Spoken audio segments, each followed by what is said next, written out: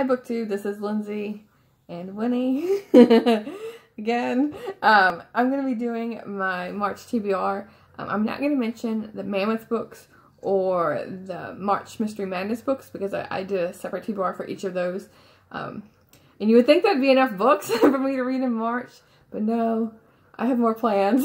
So the first one that's in addition to those two TBRs is I Am the World by Robert Jordan. And this is hosted by a couple of booktubers, and I will leave a link in the description below to their announcement videos. They're going to be reading one Wheel of Time book per month for 14 months because it's a 14-book series, and they're pretty big books. This is going to be my third reread of the series. This is the first book in the Wheel of Time, like I mentioned, and it's kind of like Lord of the Rings in a way.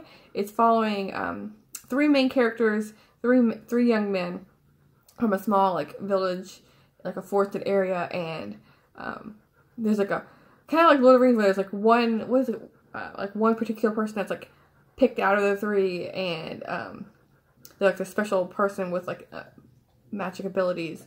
I don't want to give anything away if you haven't read the series, but it's kind of like, they're eventually like, gaining power, and which one of the three is it? Because, from the beginning, you don't really know which one it's going to be. But anyway, it's a really cool story because you're following them on this journey, and you're getting like different, you're getting to know different cultures of the different regions because they're traveling all over. It has a map. Of course, a fantasy book has like a map at the beginning, and you get to see each of the places on the map and the different cultures and the kings and queens of each region, and it's a fun story.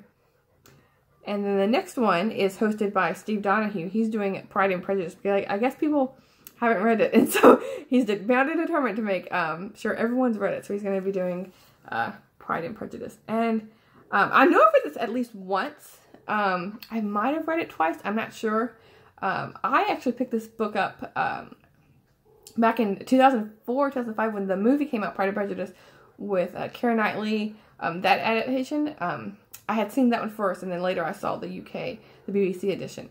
And so anyway, the movie sparked my wanting to read Jane Austen. So from that point on, I've read all of Jane Austen except Mansfield Park, which I hope to remedy sometime this year. So anyway, this will be a reread for me for Steve Donoghue's Read Along of the month. And then this is the last read along I'm going to be doing is, of course, the Betsy Tacy, continuing on in that. And this is going to be the next one, Heaven to Betsy. And this is the 5th book in the series, and it says high school is heaven. I don't know about that. We'll see. I mean, but the Betsy Tacy series has been very like heartwarming, and just it just shows the love of childhood. So when it says high school is heaven, well, maybe that's actually accurate for her high school experience. I don't know, but for me personally, it wasn't heaven. But it'll be nice to, if it was kind to her, then I'm all for reading that. So those are the three. In addition to the other two readathons, I'm going to be doing these 3 read-alongs, I should say. And so the next one, when I was looking through my library and picking up books, I decided to add another book to the mystery. Because, that can be pretty quick reads, right? And so it was no harm in adding another one. And I love the title. It's hilarious. It's Live and Let Chai by Bree Baker. I mean, come on. How can you not want to read this one? It's the first book in a seaside cafe mystery. It says, trouble is brewing in Everly's new cafe. Can she bag the culprit? Life hasn't been so sweet for Everly Swan over the past couple of years, but now that she is back in her seaside hometown and the proud owner of a little iced tea shop and cafe right on the beach, things are finally starting to look up until a curmudgeonly customer turns up dead on the boardwalk, with one of her hallmark glass tea jars lying right next to him in an autopsy that reports poison in his system. It doesn't look good for Everly or her brand new business. So I'm excited to be reading this. I think it's considered like it could be like a cozy mystery with that title. The next one is Courting Maura Little by Laura France. And it says, Maura is haunted by the memory of the day her family was torn apart by raiding Shawnee warriors. Now that she is nearly a grown woman and her father is ailing, she must make difficult choices about the future. Several men vie for her attentions, but she finds herself inexplicably drawn to a forbidden love that both terrifies and intrigues her.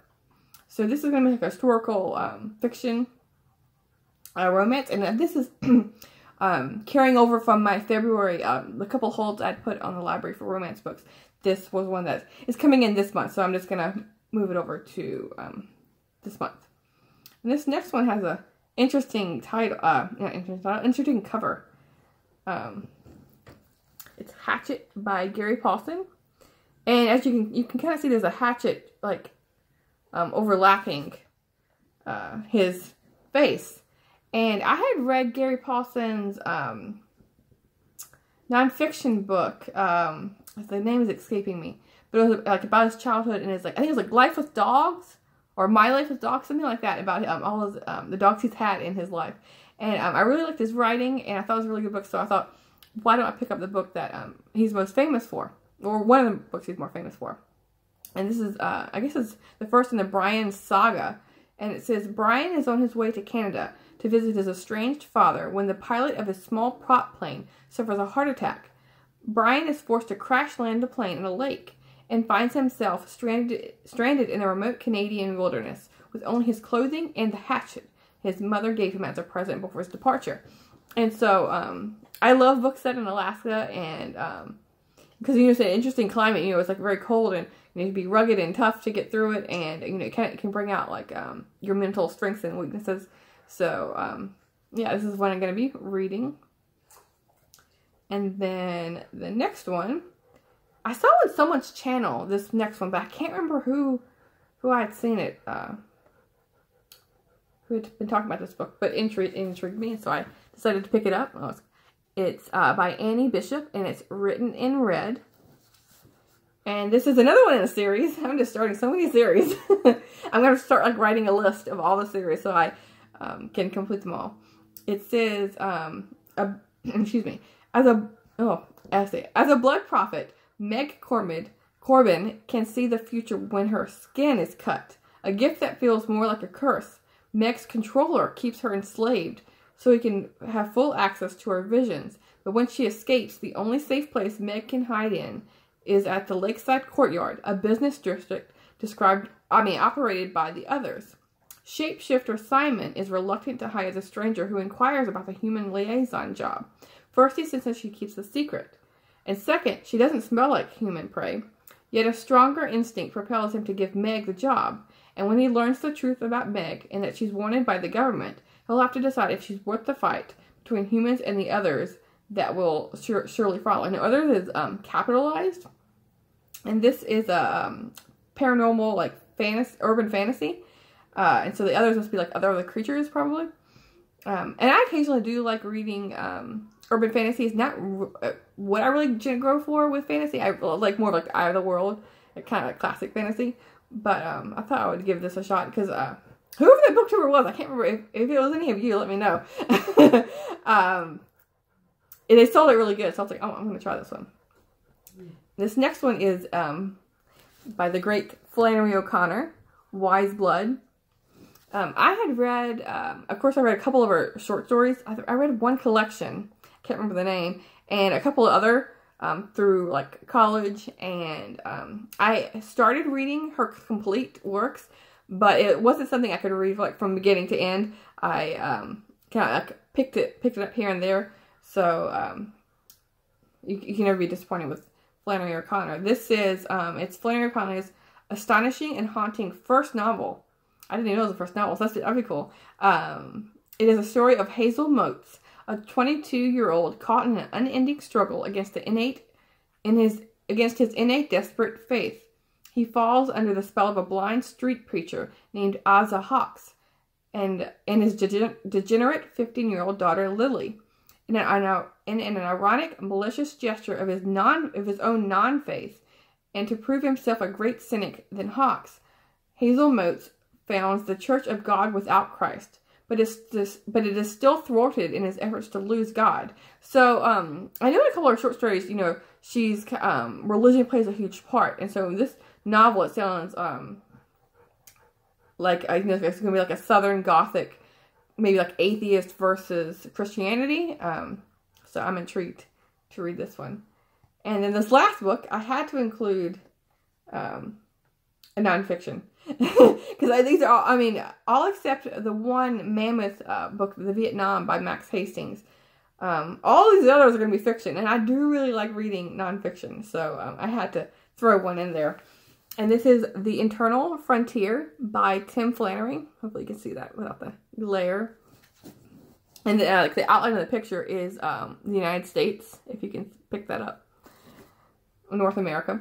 And so it says, in The Eternal Frontier, world-renowned scientist and historian tells the unforgettable story of the geological and biological evolution of the North American continent, from the time of the asteroid strike that ended the age of the dinosaurs 65 million years ago to the present day. Flannery describes the development of North America's deciduous forest and other flora, and tracks the migration and immigration of various animals to and from Europe, Asia, and South America, showing how plant and animal species have either adapted or become extinct. And so, I've read a couple, histories of America, from the start to present day. History was, human related, but I don't think I've ever read a history of, the United States from the animal's perspective. I mean, of course, animals have been put in there, especially, with, the Great Plains and, the killing of the bison.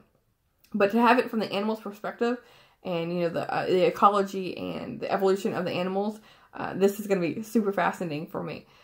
So yeah, I thought this would be a good nonfiction to throw in there amongst all the mysteries and mammoths and fantasy. And so, yeah. These are all the books I'm going to be reading in March. Who knows? I might add more. I don't know. I read a lot, but this is a lot for me. This is a lot of pages.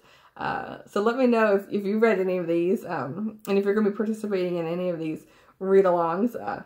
Wish me luck. Thanks, BookTube.